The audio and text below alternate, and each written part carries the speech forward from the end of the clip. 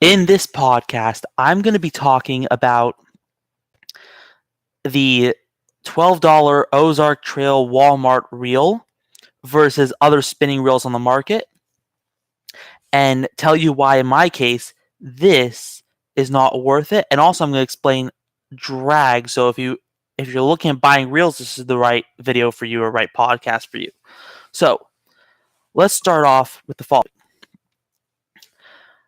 This reel right here is pretty standard for just light tackle stuff. It is about, they call it a 30, but it's a 3,000 size. For those of you who don't know, spinning reels like this are measured in thousands or measured in different numbers. So like 1,000 is the smallest. Some reel companies even make like a 500, which is like a very tiny spool, all the way up to say a 20,000 size reel, which is absurdly large. That is meant for like big game shark type fishing. But most fishing you do on your lighter tackle is about a 3,000 or a 30 size reel like this one right here in my hand. And just so you know, size reference, that's my hand in reference to it. So we got that. Okay. With that in mind, so that is this reel. Now I'm going to show you something called drag.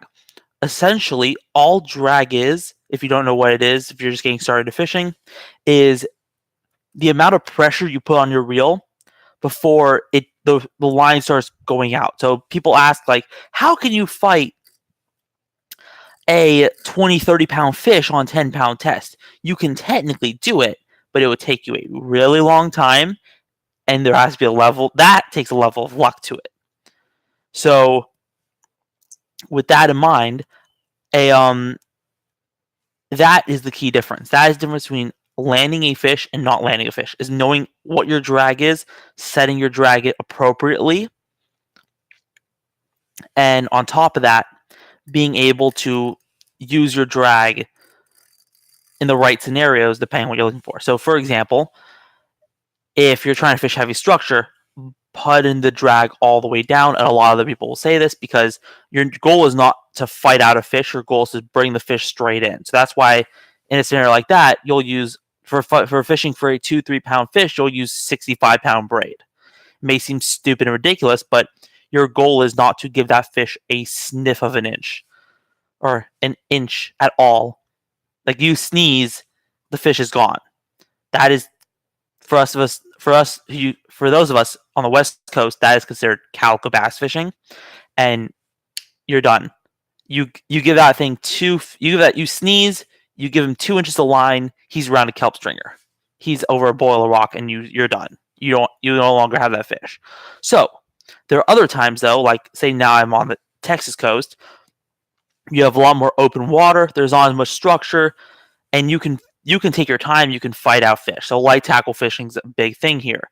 You can, on the contrary, you can fight, say, a bull red that can be 10, 15 pounds in theory, or like you can fight a 10-pound black drum on 10-pound test, but you got to be really careful with it, or say 20-pound test. But the trick is, it's open water, so you just got to take your time and let the line go out. So I'll show you right here. So this is the $12 Walmart reel I'm referring to.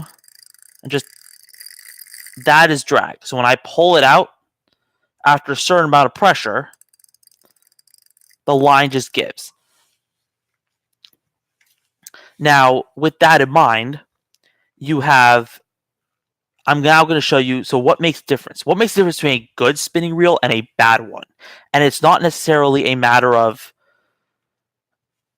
the amount of money it costs or anything like that, or the amount of drag it can hold. You can have a good reel, depending on what you're looking for. So you can have a good spinning reel that can handle, that's only meant to do, that can muscle your fish out on, say, 20 pounds of drag, and can be $40. Or you can also have a good spinning reel that works just fine, that can be $30. So you can find good spinning reels for cheap. It's not it's not what you pay for, it's what you get. You can buy you could buy a high-end spinning reel, and then if you realize it's some weird knockoff and like it's all sticky, the drag's all sticky, that's not good. Because then what happens is, say you're fighting a fish and it keeps taking that line out. It will keep going out. And all of a sudden it goes and your gears just seize up. That's the last thing you want to happen, because then that puts a sudden amount of extra pressure on that reel, and on the lighter line, you got him. Or, excuse me, the fish got you. So basically, poof, gone. So the fish is gone, and on top of that, you possibly have broken line or a broken rod. Not very possibly, but there is a chance that the rod also breaks as well if it's like a lighter rod. So, now that we know all this, let's go back to the Walmart reel in question. This is a $12 reel, as the thumbnail says, like so. It's very sticky when I try to pull it out with the drag. And I'm not even using that much drag, as you just saw. I literally just pulled pretty gently on my hand, and line came out, but it had a little bit of a stick to it. That's not what you're going to want, because what happens is, like, see how I'm putting sudden quick tensions on it? And then sometimes, eventually, if you're not careful, pop. There goes your line. So, that is a $12 reel, right? I'm now going to show you what a spinning reel is supposed to be like for $30. And this is, let me clarify, this is not a high-end spinning reel. This is $30.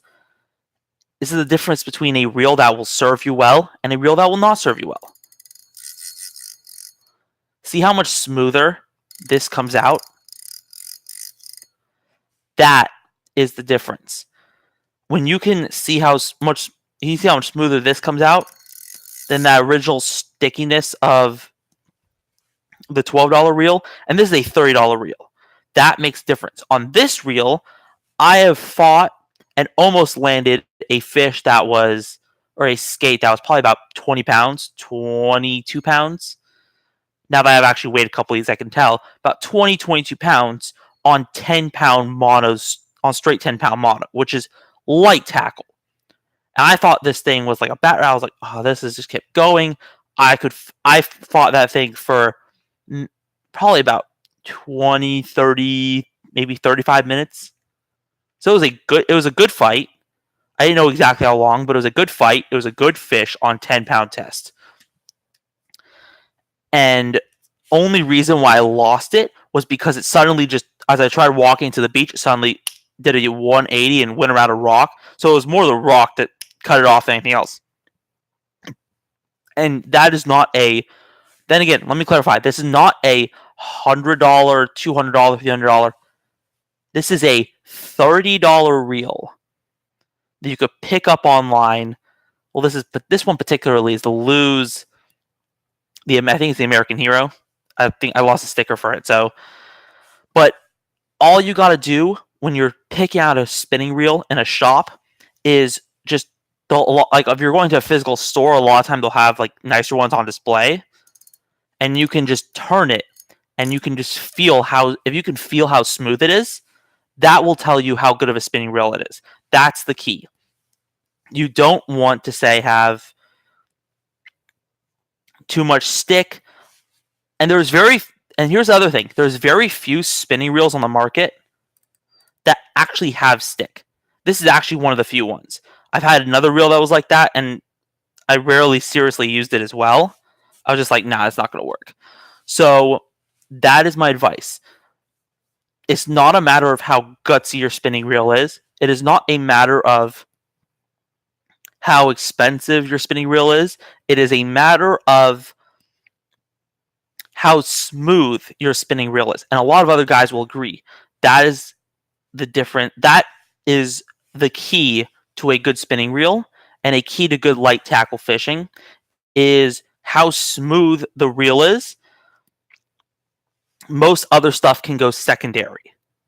So, now that I've covered that, that is how to pick out a spinning reel and why you should avoid certain $12 reels. If you like this type of podcast, please subscribe and also leave a comment if there's any particular spinning reel you like and how smooth it is. It's just a fun question to go with. And just leave a like on the video. All right. Take care, guys.